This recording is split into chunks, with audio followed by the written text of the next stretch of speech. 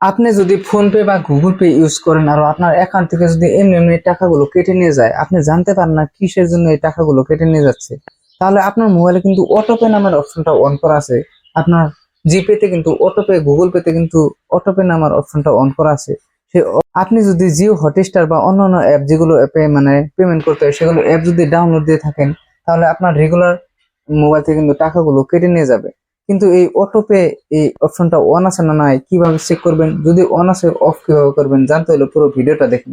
এর জন্য প্রথমে আপনি আপনার গুগল পেটা অন করে নেবেন। অন করার পর উপরে যেটা আইকন দেখতে পাচ্ছেন, এই আইকনে টাচ দিয়ে দিবেন।